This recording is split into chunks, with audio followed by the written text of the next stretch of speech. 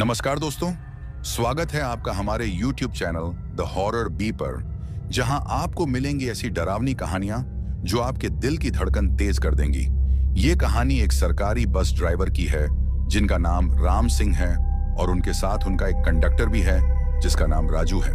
तो अब मैं आपको ये कहानी राम सिंह के पॉइंट ऑफ व्यू से सुनाता हूँ। लेकिन कहानी को शुरू करने से पहले मैं आपको कहना चाहता हूँ कि आपने बहुत सी डरावनी कहानियां सुनी होंगी, लेकिन आज की कहानी को सुनकर आपको बहुत मजा आने वाला है और साथ में डर का एहसास भी होने वाला है।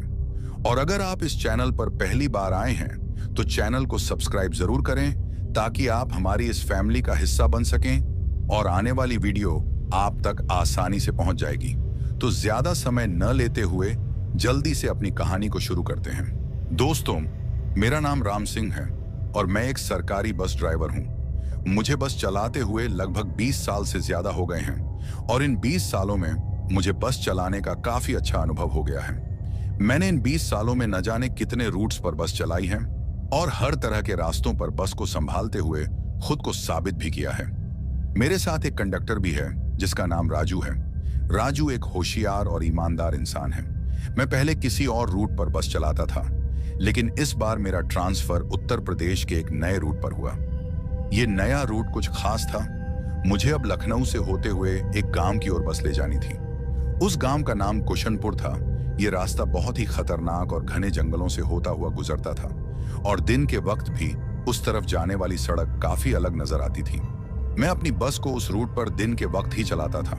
मुझे हर रोज एक चक्कर लगाना पड़ता था क्योंकि रास्ता थोड़ा लंबा था और कभी कभी वापसी पर मुझे शाम भी हो जाती थी। कुशनपुर तक पहुंचने से पहले 2 से 3 छोटे छोटे गांव भी आते थे। वहां से भी काफी सवारियां मेरी बस पर चढ़ती थीं। अब मुझे इस नए रूट पर बस चलाते हुए लगभग 4 से 5 महीने हो गए थे।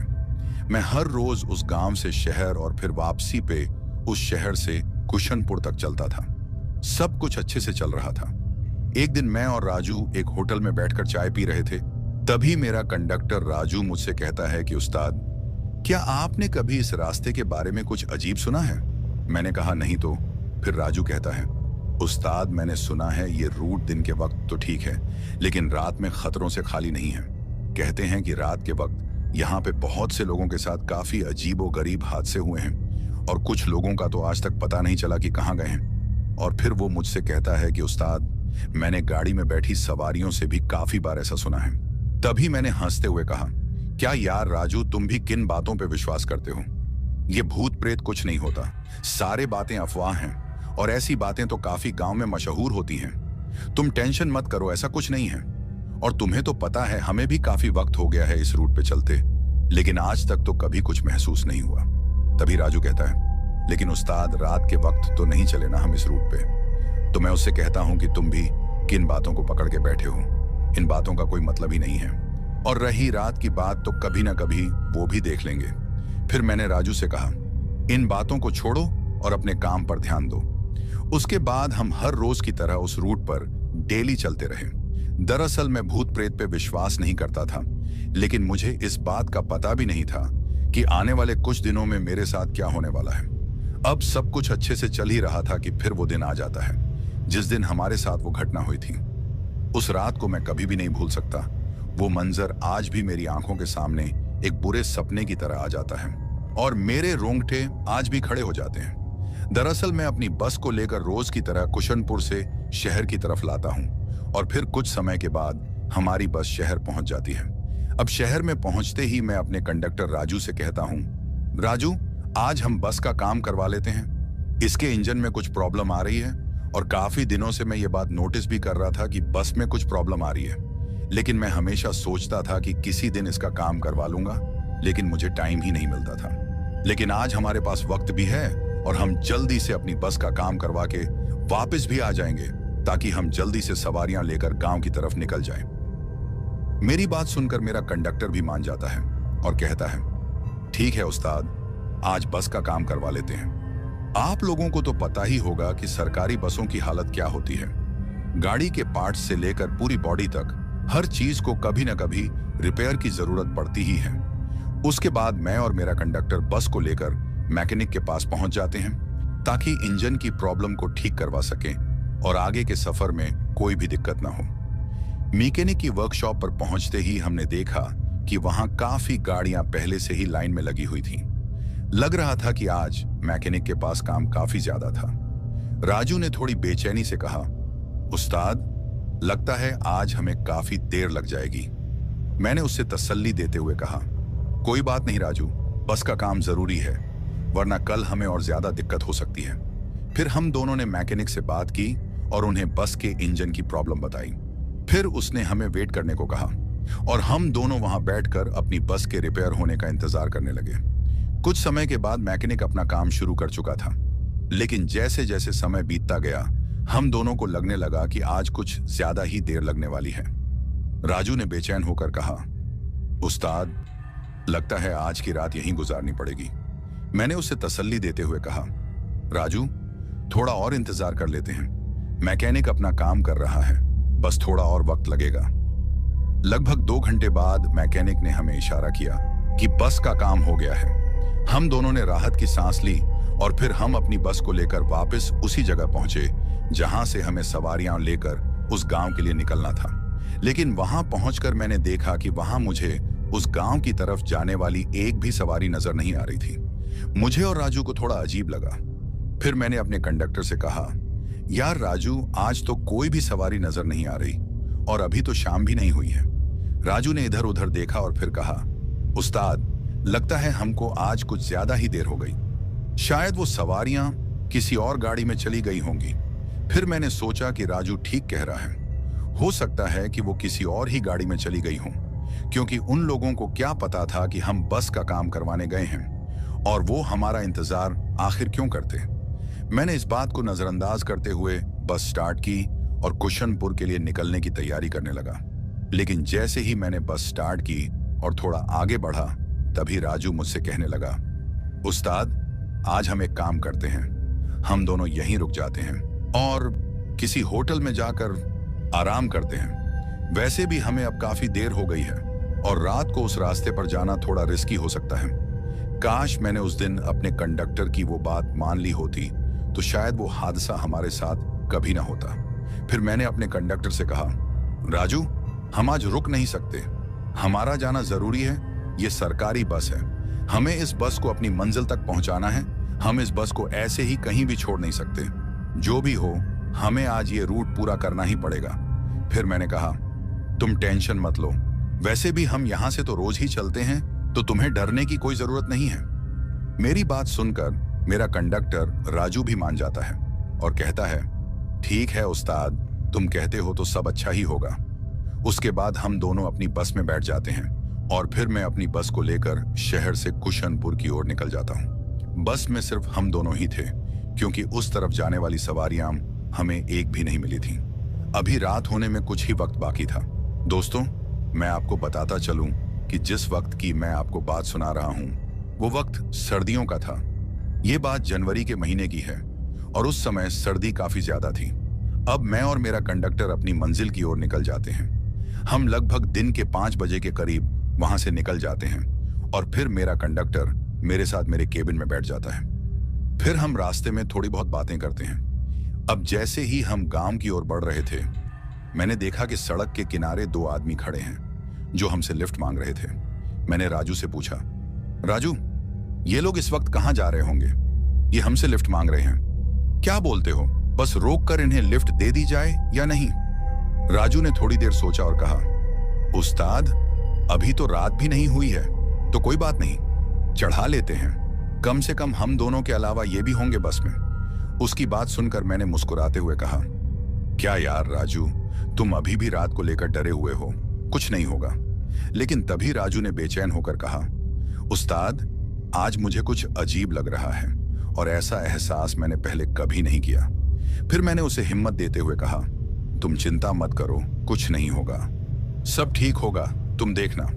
फिर मैंने बस रोकी और उन दोनों आदमियों को लिफ्ट दे दी। अब वो दोनों आदमी पीछे सीटों पर जाकर बैठ गए और फिर हमने अपनी बस को आगे बढ़ा लिया। अब रात पूरी तरह से ढल चुकी थी और अंधेरा गहराने लगा था। बस की हेडलाइट्स सड़क पर चमक रही थीं, लेकिन उनके अलावा दूर दूर तक कोई रोशनी नहीं थी।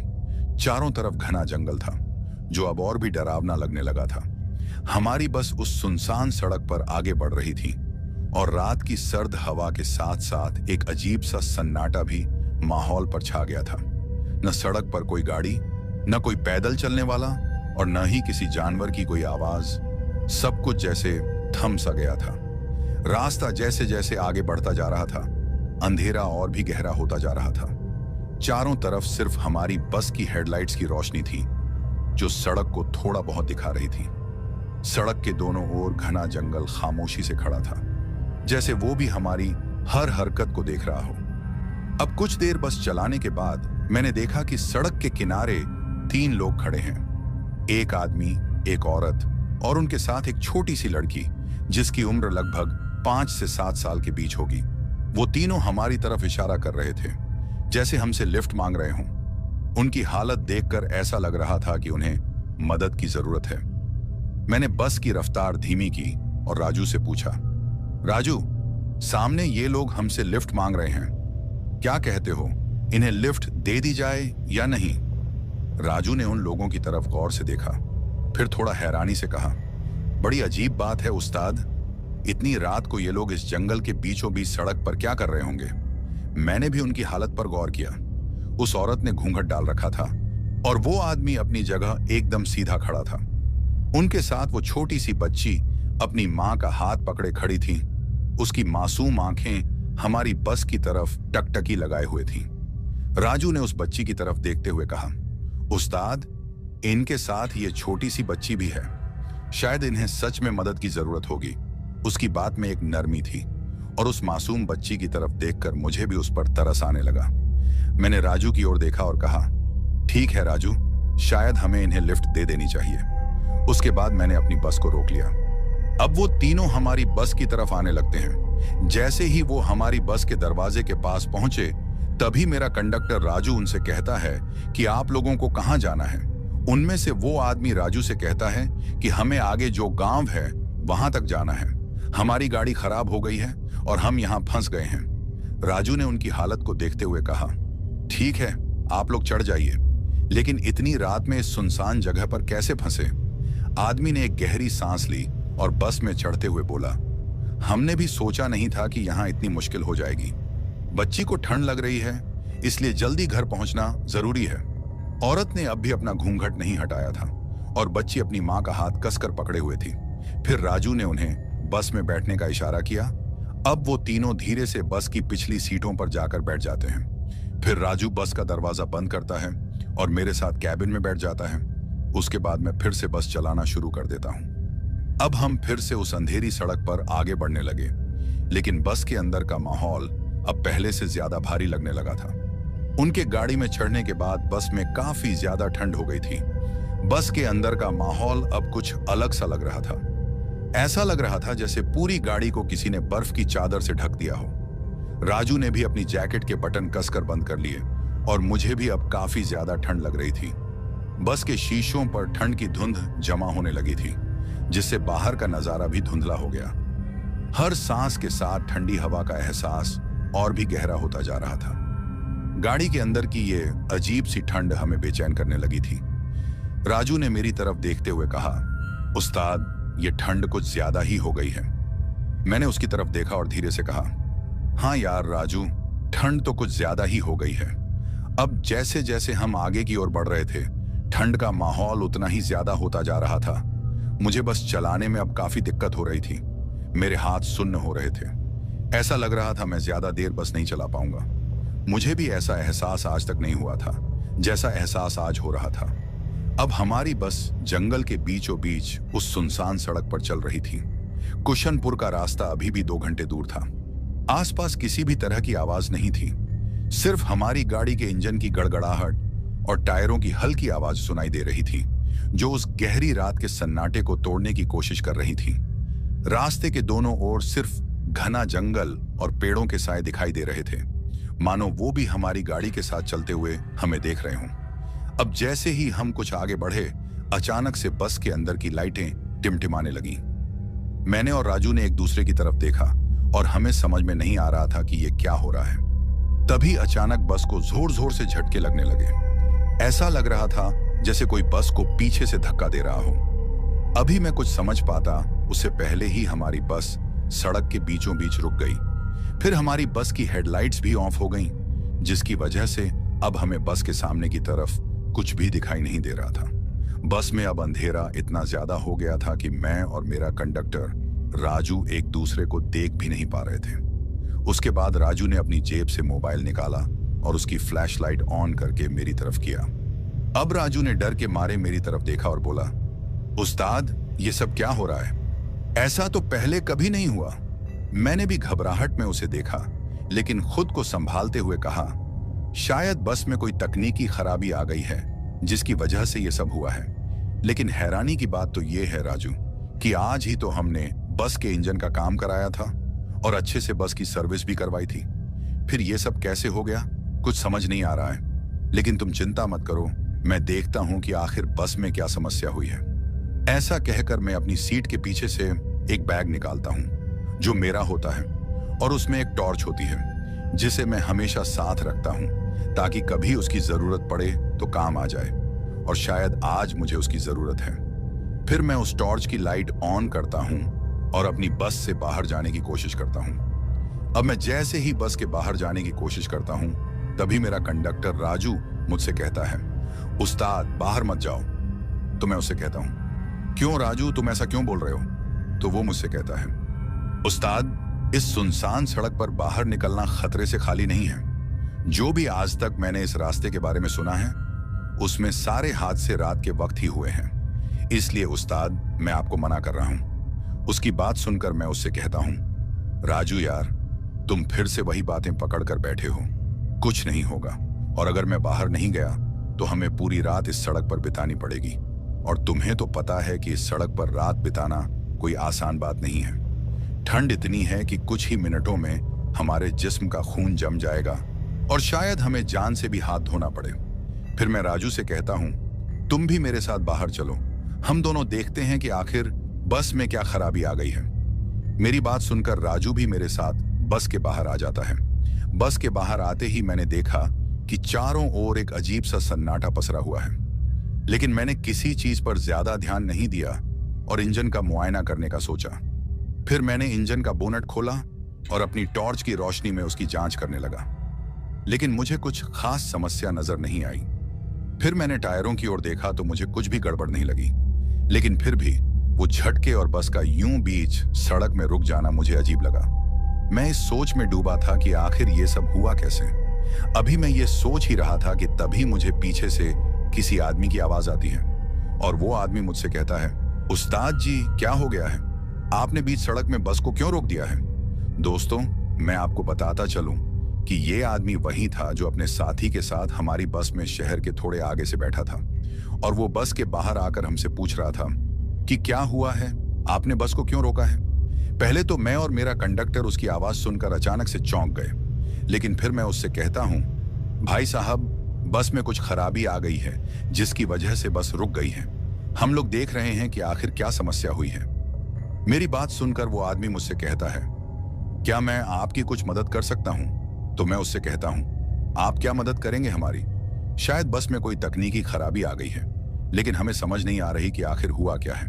तो वो आदमी मुझसे कहता है, मैं एक मैकेनिकल इंजीनियर हूं और शायद मैं आपकी कुछ मदद कर सकता हूं। फिर वो आदमी दोबारा से इंजन को चेक करता है और कुछ वक्त के बाद मुझसे कहता है, अब आप बस को स्टार्ट करके देखो। उसकी बात सुनकर मैं बस में चढ़ जाता हूं और बस को स्टार्ट करने की कोशिश करता हूं, लेकिन बस एक हल्की सी खड़खड़ाहट करती है और फिर बंद हो जाती है।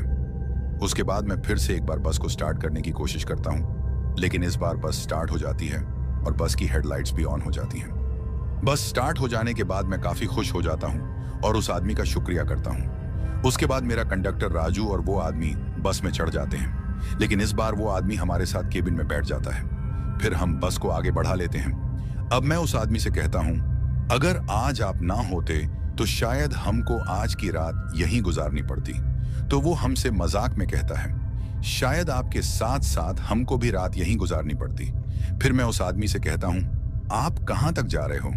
तो वो आदमी मुझसे कहता है, हम अपने दोस्त की शादी में जा रहे हैं। यहां आगे एक गांव आता है, हमारा दोस्त वहीं रहता है, तो हम लोग वहीं जा रहे हैं। उसके बाद मैं उस आदमी से कहता हूं, आप पीछे जाकर अपने दोस्त के साथ आराम से बैठ जाइए, जैसे ही वो गांव आएगा मैं आपको बता दूंगा।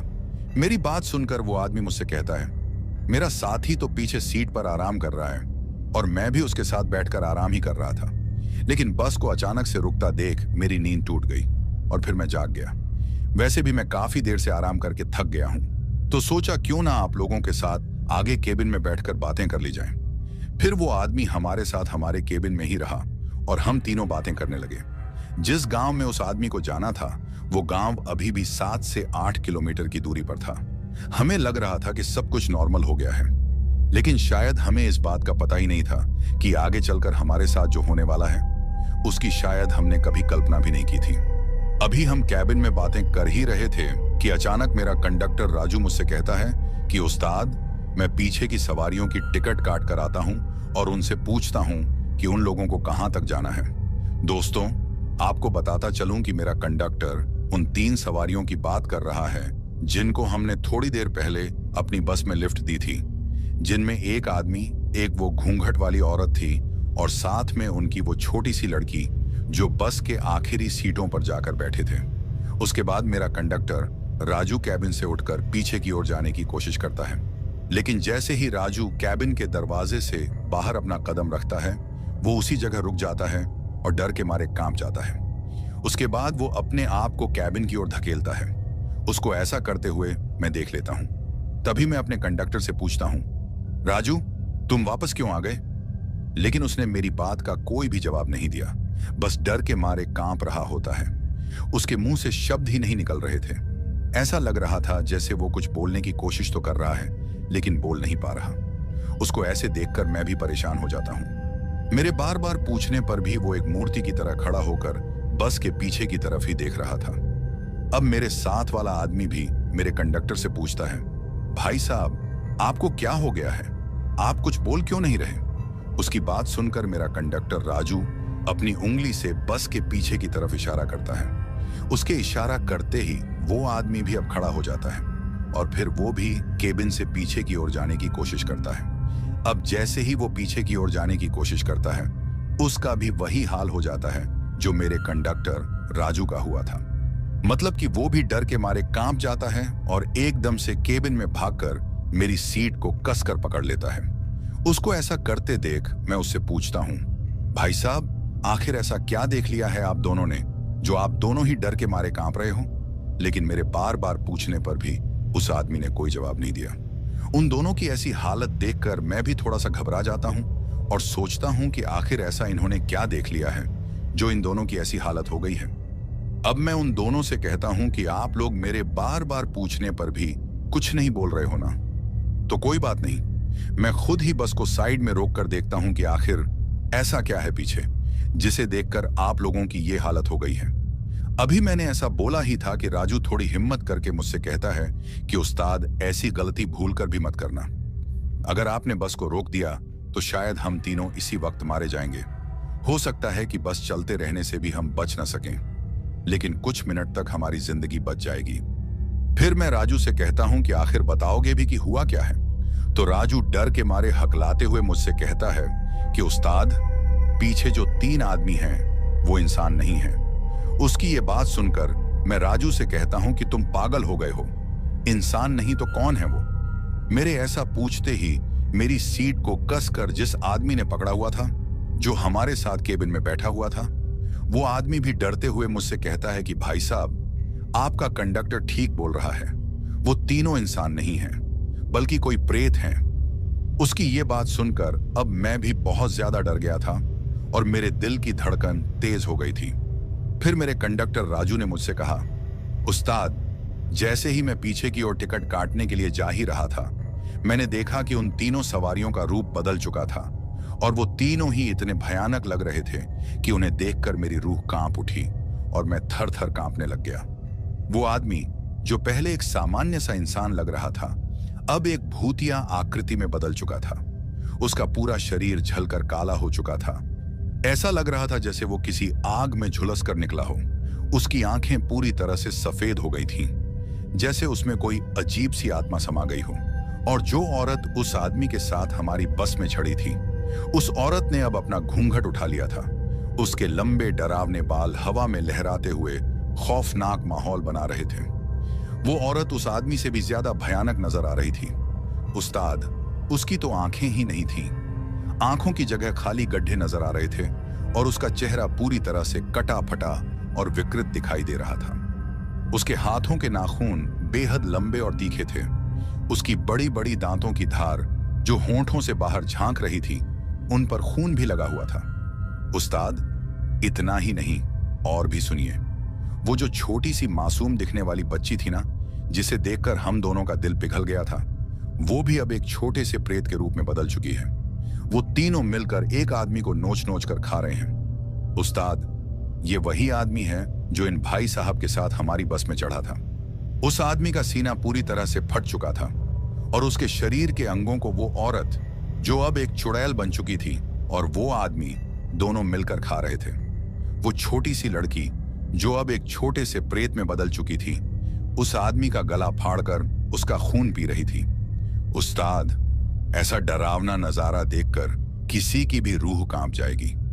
मैं खुद को संभाल नहीं पा रहा हूं और डर के मारे कांप रहा हूं। और इतना तो मुझे पता है कि आज हम सब खत्म हैं। अगर आपने बस को रोक दिया तो उन तीनों को पता चल जाएगा कि हमें उनकी सच्चाई का पता लग चुका है और फिर वो हमें उसी वक्त मार डालेंगे। राजू की ये बातें सुनकर मेरी हालत और खराब हो जाती है।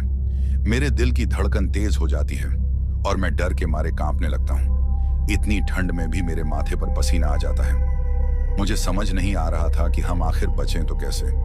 तभी हमारे साथ बैठा आदमी अचानक फूट फूट कर रोने लगता है।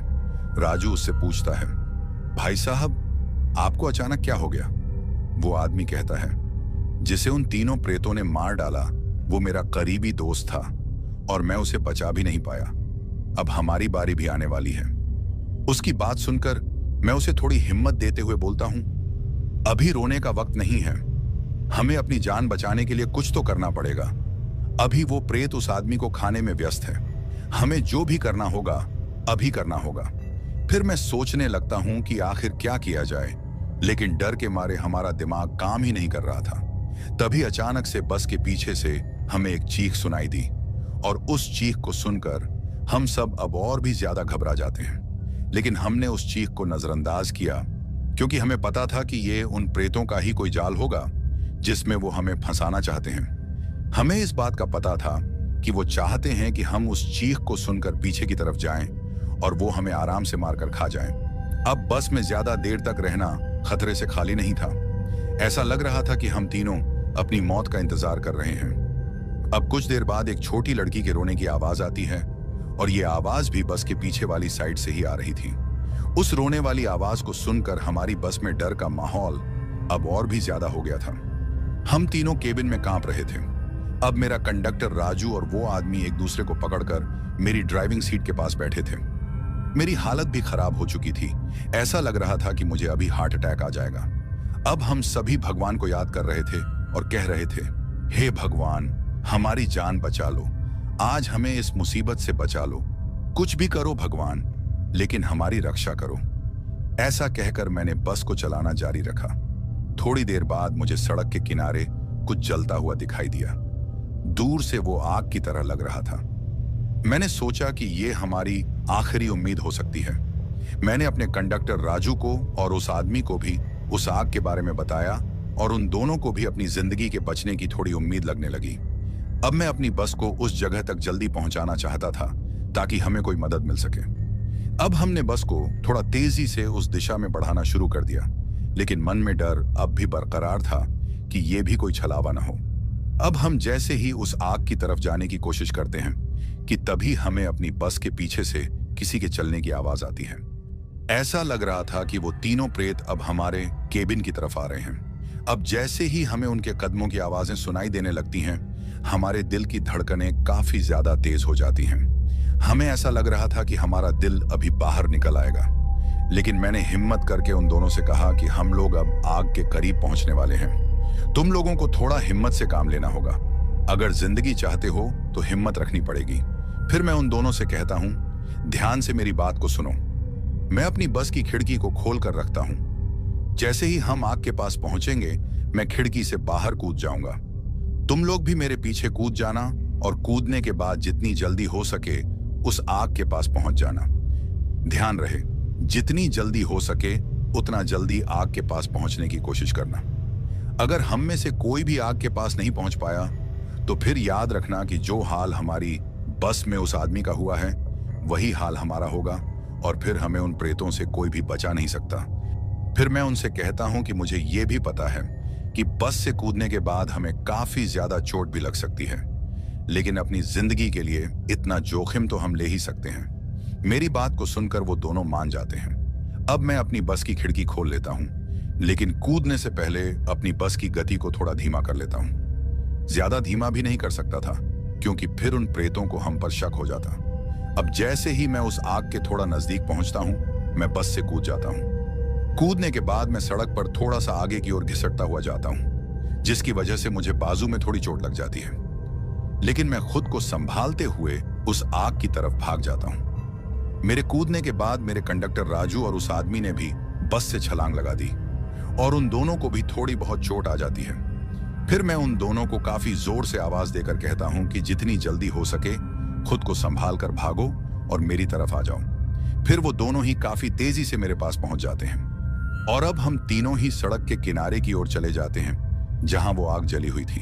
हम सबके कूदने के बाद हमारी बस सड़क के सामने की ओर एक बड़े पेड़ के साथ टकरा जाती है। बस के टकराते ही बस के अंदर से काफी भयानक चीखें हमें सुनाई देती हैं। वो चीखें इतनी भयानक होती हैं कि उनको सुनकर किसी का भी दिल बैठ जाए। अब हम उस आग के पास जाते हैं। जब हम आग के पास पहुंचे तो हमें एक आदमी दिखाई दिया जिसकी वेशभूषा से लग रहा था कि वो कोई अघोरी है जो आग के पास बैठकर मंत्र उच्चारण कर रहे थे। उनके चारों तरफ कुछ जानवरों की हड्डियां और राख बिखरी हुई थी। उनके शरीर पर राख मली हुई थी और उनके सामने एक इंसानी खोपड़ी भी रखी हुई थी। उनका चेहरा अंधेरे में भी चमक रहा था, मानो उनके पास कोई अलौकिक शक्ति हो। फिर मैंने हिम्मत जुटाकर उस अघोरी बाबा के पास जाकर कहा, बाबा हमारी मदद करो, हमारी जान को खतरा है। हमारे पीछे 3 लोग पड़े हुए हैं जो इंसान नहीं हैं। उनको देखकर ऐसा लगता है जैसे वो कोई प्रेत हों। बाबा हमें इस मुसीबत से बचाओ, अब आपका ही सहारा है। मेरी बातों को सुनकर अघोरी ने अपनी आंखें खोली और हमें ध्यान से देखा। फिर उन्होंने गंभीर स्वर में कहा, तुम लोगों की समस्या को मैं जानता हूं। ये तीनों प्रेतात्माएं हैं जो इस इलाके में काफी लंबे समय से भटक रही हैं और आज वो तुम्हारी बस में चढ़ गई हैं। लेकिन तुम घबराओ मत, मैं उनकी मुक्ति का उपाय करूंगा। फिर अघोरी बाबा ने अपने पास रखी एक छोटी सी पोटली से कुछ भभूत निकाली और मंत्रों का उच्चारण करते हुए उस भभूत को हमारी बस की तरफ फेंका। उसके बाद उस अघोरी ने एक लकीर को हमारे चारों तरफ खींच दिया और फिर हमें आदेश दिया कि हम उस लकीर से बने घेरे में ही रहें। फिर उन्होंने हमें कहा कि चाहे कुछ भी हो जाए, इस घेरे से बाहर अपने कदम मत रखना। उसके बाद वो अघोरी बस के पास जाने की कोशिश करता है, लेकिन जाते जाते हमसे फिर से कहता है कि चाहे कुछ भी हो जाए, गलती से भी इस घेरे के बाहर मत आना। अगर तुम लोगों में से किसी ने भी इस घेरे को पार कर लिया, फिर मैं भी उस आदमी की कोई मदद नहीं कर सकूंगा। उसके ऐसा कहने के बाद वो अघोरी बस की तरफ चला जाता है। उसके बाद वो उस बस की तरफ दोबारा से भभूत को फेंकता है और जोर जोर से मंत्र पढ़ने लग जाता है। अब उसके ऐसा करने से बस के अंदर से अजीबोगरीब चीखें सुनाई देने लग जाती हैं। उन चीखों को सुनकर ऐसा लग रहा था जैसे मानो उन प्रेत आत्माओं को बाबा के मंत्रों से तकलीफ हो रही हो। अब अचानक से काफी तेज हवा चलने लगती है और उस हवा की वजह से हम लोगों को काफी तेज धक्के लग रहे थे, लेकिन हम लोगों ने खुद को संभाले हुए रखा और एक बात को दिमाग में रख लिया था कि अगर इस बाबा के घेरे से बाहर हम निकल गए तो फिर हमें कोई भी नहीं बचा सकता। हम तीनों ने खुद को काफी हिम्मत से उस घेरे में बनाए रखा था। अब थोड़े समय के बाद बस में से उन चीखों का निकलना बंद हो जाता है और फिर धीरे धीरे वो तेज हवा भी बंद हो जाती है। अब अघोरी बाबा ने भी अपने मंत्र उच्चारण बंद कर दिए थे। फिर कुछ वक्त बाद वो अघोरी हमारे पास आता है और फिर हमसे कहता है कि अब तुम लोगों को डरने की कोई जरूरत नहीं है। वो प्रेत आत्माएं अब मुक्त हो चुकी हैं। अब तुम सब सुरक्षित हो। फिर हम सब ने उस अघोरी बाबा का धन्यवाद किया। उसके बाद हम उस घेरे से बाहर आ जाते हैं। फिर मैं उस अघोरी बाबा से कहता हूं कि बाबा, आज आपकी वजह से हम सब बच पाए। अगर आज आप हम लोगों की मदद न करते तो शायद वो प्रेत आत्माएं हमें मारकर खा जाती। मेरी बात सुनकर वो अघोरी मुझसे कहता है कि मारने वाले से बचाने वाला बड़ा होता है और तुम सब पर महादेव का आशीर्वाद था जो मैं तुमको यहां पर दिखा। तुमको मैंने नहीं बल्कि महादेव ने बचाया है। उसके ऐसा कहने के बाद वो हमें आगे बढ़ने का इशारा करता है और कहता है कि अब तुम लोग यहां से जल्दी निकल जाओ। उसके बाद हम तीनों अपनी बस की तरफ चले जाते हैं जो कि एक पेड़ के साथ टकराई थी, लेकिन बस सड़क पर ही थी। पेड़ से टकराने की वजह से बस के आगे के शीशे टूट गए थे, लेकिन बस को उतना ज्यादा नुकसान नहीं हुआ था। उसके बाद मैं बस में चढ़ जाता हूँ, बस को स्टार्ट करता हूँ और वो स्टार्ट भी हो जाती है।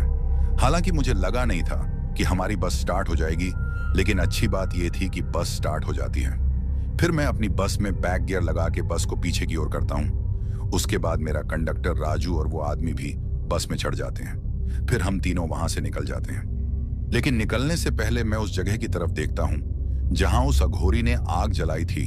हैरानी की बात तो यह थी कि उस जगह पर ना तो कोई अघोरी दिखाई दिया और ना वो जलती हुई आग। हम तीनों को कुछ समझ नहीं आ रहा था कि वो अघोरी कहां चला गया।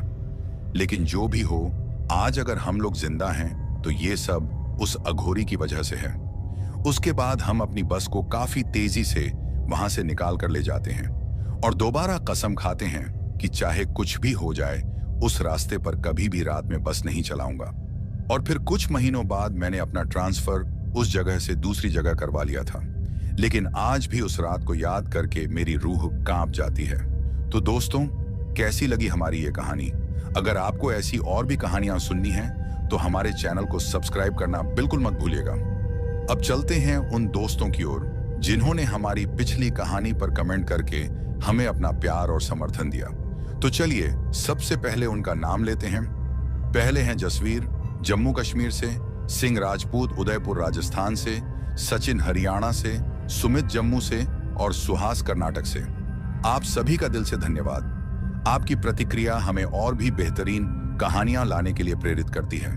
तो दोस्तों, अगर आपको भी अपना नाम हमारी अगली वीडियो में सुनना है तो इस वीडियो पर एक प्यारा सा कमेंट करके वीडियो को लाइक करें, शेयर करें और सब्सक्राइब भी करें। साथ ही कमेंट में अपने राज्य का नाम भी लिखें ताकि हमें पता चल सके कि आप हमारी कहानी किस राज्य से सुन रहे हैं। इसके साथ ही आप लोगों से अलविदा कहना चाहूंगा। अपना ख्याल रखें। बाय दोस्तों।